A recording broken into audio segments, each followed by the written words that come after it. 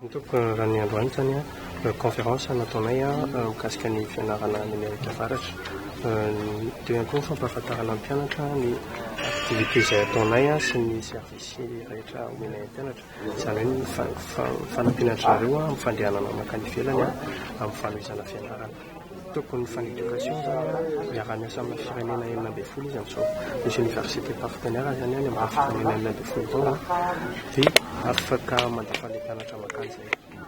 Araka ny nivozina tamin'ny conférence teto misy arakaraka l'université ilay izy.